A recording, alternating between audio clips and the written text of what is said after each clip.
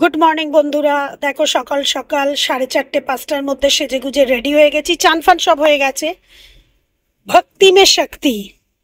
আজকের আমার যে বৃন্দাবনের ডায়েরির সেকেন্ড ডে, রেডি হয়ে গেছি আমরা। দাদাও রেডি হয়ে গেছে। দেখো খুব সকাল সকাল রেডি হয়ে গেছি, কেননা ভীষণই মানে ওই আনন্দ সহকারে আমরা যাচ্ছি বারসানা ঘুরতে, বারসানায় রাধারানীর মন্দির দর্শন করতে। আর এইটা দেখো আমার লুক, একটু বেশি সেজে গুজে নিয়েছি। এক রাধারানী আর এক রাধারানীকে দেখতে যাচ্ছে, তো কেননা সাজবো। রাধারানী এমনিই সাজতে পছন্দ করে, তো আমিও একটু সেজে গুজে নিই এবং আমিও সাজতে পছন্দ করি। আমরা বেরিয়ে গেলাম গাড়ি নিয়ে বারসানার উদ্দেশ্যে। দেখতেই পাচ্ছ একদম ভোর ভোর, মানে সেরকম ভাবে সকাল হয়নি। আস্তে আস্তে মানে এখনো দুপাশের বাড়ি ঘর দোকান বাজার সব বন্ধ। তো ধীরে ধীরে আমরা পাহাড়ি রাস্তা দিয়ে ওপরে উঠছি। আর ভীষণ অদ্ভুত একটা জিনিস, সমতল জায়গার মধ্যে হঠাৎ করে কোথা থেকে একটা উঁচু পাহাড়, এবং সেই পাহাড়ের অনেকটা উঁচুতে গিয়ে বারসানা মন্দির। তো ভগবানের লীলাই তো মানে অপরম্পার বলে। তো এই হচ্ছে বারসানার মন্দির। আমাদের গাড়ি বেশ অনেকটা আগেই ছেড়ে দিতে হয়েছে, এবং প্রত্যেকটা জায়গায় এরকমই গাড়িটা ছেড়ে দিয়ে জুতো রেখে আমাদেরকে আসতে হয়। আমরা পৌঁছেও গেছি এবং আমরা 6:30টার ভেতরে পৌঁছে গেছি। মন্দিরের দরজা খুলবে হচ্ছে 7:30। তো হাজিরা দিয়ে বসে আছি মন্দিরের দরজার সামনে। দরজা খুললেই ঢুকে যাব। একটু তিলক ফিলক কেটে হরে কৃষ্ণ রাধে রাধে সব কিছুই লিখে নিয়েছি। ভালোই লাগছে, মানে যে জায়গার যেটা মহিমা সেটা করলে মনটা একটা আলাদাই একটা শান্তি পায়। তো দেখতেই পাচ্ছ আমি আর দাদা সিঁড়িতে বসে আছি। আর প্রচণ্ড রোদ, কিন্তু গরম বলতে সেরকম গরম কিন্তু নেই, কেননা ঘাম প্যাচ প্যাচে কোনো গরম নেই। আমাদের ঘামও হয়নি, মানে আমাদের সেরকম কিন্তু কিছু কিছু কষ্টই হয়নি। এবারে বারসানা রাধারানীর মন্দিরে আমরা ঢুকে গেছি। প্রচুর ভিড়, ওই সকালেই প্রচুর ভিড়। দেখছো মন্দিরের পর্দা উন্মোচন হয়ে গেল। রাধারানীর দর্শন আমি করিয়ে দিচ্ছি এত ভিড়ের ভেতরে না।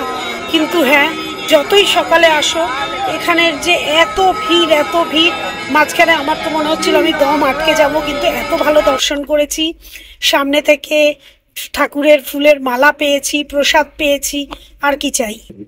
এইটুকুনি কষ্ট, ঠাকুরকে পেতে গেলে তো লোকে কত কষ্ট করে। তো আমার না হয় একটুখানি ভিড়ের চাপে দমটাই আটকে গেছিল, কিন্তু তবুও এই যে পাওয়া পেয়েছি এবং এই যে দর্শন পেয়েছি, এটা যে আমার কত দিনের ইচ্ছে ছিল, সেই ইচ্ছে পূর্ণ হয়েছে। মানে আমি ভীষণ খুশি, আমি মুখে বোঝাতে পারবো না। এরপরে আমরা ওখান থেকে একটু জলখাবার খেয়ে চলে গেলাম হচ্ছে নন্দগাঁও। নন্দগাঁও যখন কৃষ্ণের জন্ম হয়েছিল, মানে কৃষ্ণকে জন্ম হবার পরে যখন যশোদা মায়ের কাছে নিয়ে এসেছিল এই শিব বাবাই প্রথম ওনার সঙ্গে দেখা করতে গেছিলেন কৃষ্ণের সাথে। এই শিবের মন্দির, এই শিবের মহিমা অনেক। তো সবাই বলে নন্দগাঁও গেলে শিবের মাথায় এরা দুধ চড়ায় না, এরা শিবের মাথায় আখের রস চড়ায়। তো আমরা আখের রস চড়িয়েছিলাম, এবং আখের রসটা আমরা মানে চড়ানোর পরে খেয়েও ছিলাম। এত সুন্দর খেতে, কি বলবো, মন মানে তোমার প্রাণ জুড়িয়ে যাবে একদম। একটুও কষ্ট হয়নি, আমরা যে এত লম্বা লম্বা হাঁটা চলা করেছি এত রোদের মধ্যে, একটুও কষ্ট হয়নি। এই সেই শিব মন্দির, আর আমি তোমাদেরকে দেখাচ্ছি আখের রস কিভাবে তৈরি হয়। এ দেখো এতটা এরিয়া নিয়ে শিব মন্দির, যথেষ্ট পরিষ্কার আছে। এবং এই হচ্ছে আখের রসের গাড়ি, একটা মোটরে চলে। এখানে শিবের মাথায়ও আখের রস ঢালা হয়, এবং তোমরা নিজেরাও খেতে পারো। যাই হোক, শিব মন্দির দর্শন করার পরে আমরা বেরিয়ে যাচ্ছি হচ্ছে নন্দ বাবার মানে বাড়ি দেখতে। তার মাঝখানে তো এত সুন্দর সুন্দর মন্দির পড়ে। এখানের মন্দির মানে প্রত্যেকটা মন্দির এ বলে আমায় দেখ, ও বলে আমায় দেখ। তো যাই হোক, এই মন্দিরে আমি নামিনি, আমি সামনে থেকে এই মন্দিরটার ভিডিও নিয়ে নিয়েছি। এত সুন্দর এর ভাস্কর্যটা, আমার ভীষণ ভালো লেগেছে। আর পরিবেশটাও দেখছো তোমরা, যে খুব সুন্দর পরিবেশ, পরিষ্কার, বেশ ভালো লাগছে, খুব ভালো লাগছে। সকাল সকাল 8টা 8:30 বাজে, সকাল থেকে ঠাকুরের দর্শন শুরু হয়ে গেছে। এই যেতে যেতে আমরা যাচ্ছি হচ্ছে নন্দ বাবার বাড়িতে, যেখানে কৃষ্ণর ছোট থেকে বড় হয়েছে, যেখান থেকে কৃষ্ণের লীলা খেলা শুরু হয়েছে। কিন্তু এই নন্দগাঁও পৌঁছানোর পরে নন্দগাঁও রাস্তাটা এত সরু, ওখান থেকে আমরা গাড়ি রাস্তার ওপরে রেখে আমাদেরকে বাইক করে ওপরে উঠতে হয়েছে, ভীষণ চড়াই, এবং ওখানে কোনো ভিডিও নেওয়ার পারমিশন ছিল না। তো যার জন্য আমি নন্দ বাবার যে বাড়িতে গেছিলাম পুরো এরিয়াটা আমি কোনো ভিডিও নিতে পারিনি। আমি জাস্ট যাওয়ার পথটা তোমাদেরকে দেখিয়ে দিলাম। এরপরে এই আমরা নন্দা বাবার এই দর্শন করার পরে আমরা চলে এলাম বৃন্দাবন। আর বৃন্দাবনে এসে আমরা দেখো এই হোটেলে উঠেছিলাম, এবং হোটেলটা দেখো আমাদের রুম নাম্বার ছিল হচ্ছে 214। হোটেলের রুমটা বেশ সুন্দর। আগের হোটেলের রুমটা হয়তো আমি অতটা দেখাতে পারিনি, হ্যাঁ, কেননা এসে পৌঁছেই বেরিয়ে গেছি। এই হচ্ছে দেখো, আমি তোমাদের এটার একটা ঝলক দেখিয়ে দিচ্ছি। এই হচ্ছে বাথরুম, এটা ঢুকতেই বাঁদিকে বাথরুম, এবং ভীষণ ভালো এখানে খাবার দাবার বলো, অ্যাম্বিয়েন্সটা বলো। তোমরা অবশ্যই এসো, যাদের একটু হাতের প্যাকেজটা একটু ভালো আছে তারা অবশ্যই থেকো। এই দেখো, এটা বন্ধ করলাম গেট। এখানে আছে হচ্ছে তোমার কাবার্ডের ভেতরে তোমার একটা লকার আছে, যে লকারে তোমরা তোমাদের আসার পরে যেটুকুনি জিনিস, তোমাদের প্রেসিয়াস জিনিসগুলো তোমরা রাখতে পারো লকারে। এবার এগিয়ে যাচ্ছি, এখানে আছে তোমার এদিকে একটা মিরার আছে, যেখানে তুমি সাজাগোজা করতে পারো। এই হচ্ছে বসার জায়গা, যেখানে বসে তুমি লাঞ্চ ডিনার যেটাই তুমি রুমে অর্ডার করে চা ফা খেতে পারো, এবং চায়ের কেটল ফেটল সব দেওয়া আছে।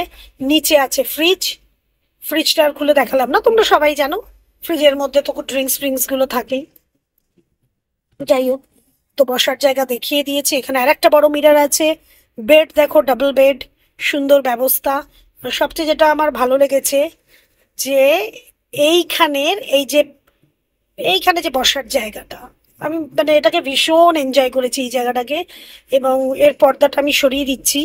পর্দাটা সরানোর পরে দেখো এর বাইরের অ্যাম্বিয়েন্সটাও তোমাদের ভালো লাগবে।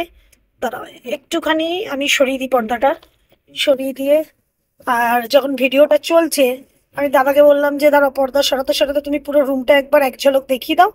আর আমি একটু পোজ দিয়ে বসে আছি, আমাকেও একটুখানি নাও, নিয়ে এরপরে তুমি পেছনটা দেখাও যে পেছনের অ্যাম্বিয়েন্সটা কি সুন্দর। ওইখানে আছে হচ্ছে সুইমিং পুল। তোমরা যারা এই হোটেলে থাকবে তোমরা গিয়ে সুইমিং পুলের পেছনটা, এই পেছন দিকটা আছে সুইমিং পুল, তোমরা গিয়ে সুইমিং করতে পারো। তো যাই হোক, হোটেল থেকে আমরা বেরিয়ে গেছি। বেরিয়ে এবারে আমরা যাচ্ছি হচ্ছে আমরা নিধিবন পৌঁছে গেছি। নিধিবন অ্যাকচুয়ালি এইসব জায়গা না বেশি আমি শুটিং করতে পারিনি, এই কারণে প্রচুর বাঁদর। অলরেডি আমি বলেইছি, দাদার চশমা ভেঙে দিয়েছে, ওরা সব কিছু নিয়ে নেয় হাত থেকে টেনে। এই হচ্ছে নিধিবন, যেখানে 5টা 6টার পরে বন্ধ হয়ে যায়। বলে কি, একটা চিটি পর্যন্ত থাকে না, মানে একটা পিঁপড়ে পর্যন্ত থাকে না। এখানে যেই থাকবে সে পরে হয় সে অন্ধ হয়ে যাবে, খোড়া হয়ে যাবে, বা তার প্রাণহানি হবে। হ্যাঁ, তো এখানে ভগবানের লীলা খেলা চলে, পুরো রাত্রিটা ভগবানের লীলা খেলা চলে। এবং এটা ওরা পরের দিন সকালবেলা এসে যখন বিছনাপত্র তুলতে আসে, দেখে সব বিখরা হওয়া থাকে, পান আর্ধেক খাওয়া থাকে, লাড্ডুটা যে প্রসাদ, সে প্রসাদ আর্ধেক ভাঙা থাকে। তো যাই হোক, এর মাহাত্ম্যই আলাদা। বিশ্বাসে মিলায় বস্তু, তর্কে বহুদূর, কথাতেই আছে। এরপরে চলে এলাম আমরা প্রেম মন্দিরটা মানে ভগবানের লীলা খেলাকে পুরো এরা জুড়ে একটা সুন্দর বানিয়েছে। তো এর ঝলকগুলো আমি তোমাদের দেখিয়ে দিচ্ছি, আমি কথা বললে ভালো লাগবে না। এর এক একটা ঝলক আমি তোমাদের দেখাচ্ছি, তোমরা দেখো, ভীষণ ভালো লাগবে। প্রেম মন্দিরের পুরোটা আমি তোমাদেরকে ঘুরিয়ে দেখাচ্ছি। এর মধ্যে একটা জলের খেলা ছিল, যেই জলের ওপরে প্রজেক্টর দিয়ে পুরো কৃষ্ণের লীলা, তারপরে জলের নানা রকমের সেটিং করে, মানে জলের যে জলকেলি বলে, জলকেলিগুলো দেখাচ্ছিল। ভীষণ ভালো লেগেছে এই জায়গাটা, মানে এত ভালো লেগেছে, বেশ মনটা ভরে যায় এখানটা আসলে। তোমাদেরও খুব ভালো লাগবে। ওই দেখো জল খেলা চলছে, আমি একটু সামনে নিয়ে যাচ্ছি, নিয়ে গিয়ে তোমাদেরকে দেখাচ্ছি। আমি এখানে আমার কথা বলাটা বন্ধ করছি, ওখানে ওদের যে গানের সঙ্গে যেটা চলে সেটা আমি তোমাদেরকে দেখাচ্ছি। না, তোমরা দেখো একবার।